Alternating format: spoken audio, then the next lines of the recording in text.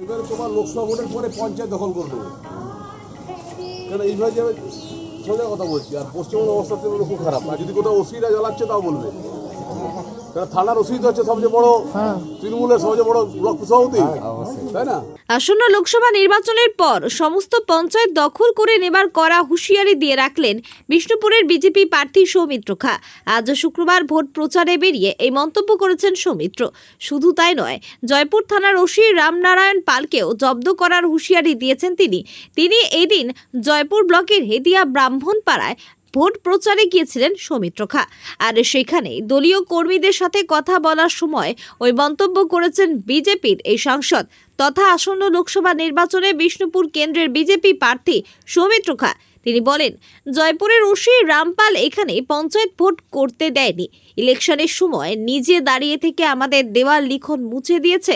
এই রামপালের বিরুদ্ধে অতি দ্রুত ব্যবস্থা নিতে হবে, না হলে ইলেকশন ঘোষণার পর আমরা তার বিরুদ্ধে ব্যবস্থা নেব।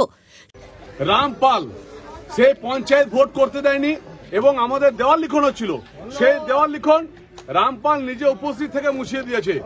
এই রামপালকে ইমিডিয়েট সরাতে হবে এবং না সরালে ইলেকশন ঘোষণার পর আমরা যথোপযুক্ত ব্যবস্থা নেব।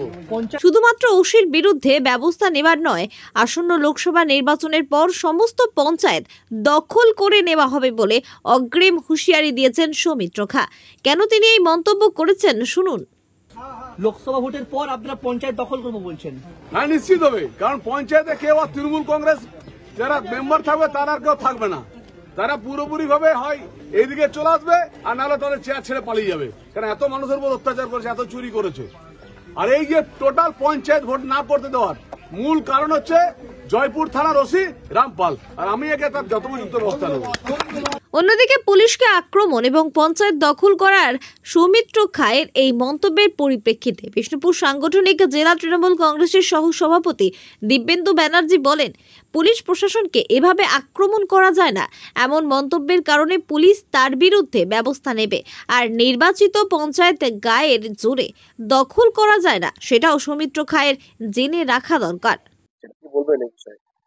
তিনি যেভাবে প্রকাশ্যে কোনো পুলিশ আধিকারিকের বিরুদ্ধে এরকম হুমকি দেন, তার আমরা ধিক্কার জানাই, নিন্দা জানাই এরকম প্রশাসনের বিরুদ্ধে ওরকম কথা বলার জন্য।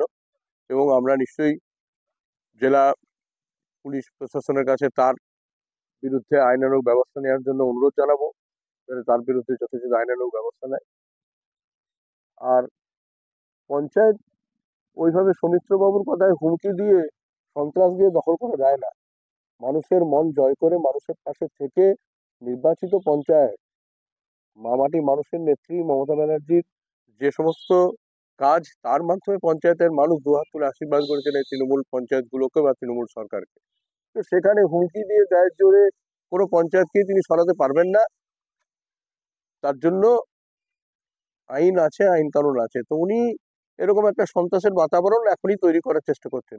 ভোটের এখনো ডিক্লেয়ার হয়নি, ভোট ঘোষণা হয়নি, তার আগেই তিনি একটা অস্থিরতা তৈরির চেষ্টা করছে। কারণ পায়ের তলার মাটি না থাকলে যা হয়, এইভাবে যে হোক করে যা হোক করে একটা বাতাবরণ তৈরি করে যদি কিছু করা যায়, তো সে নাটকে কোনো কাজ হবে না।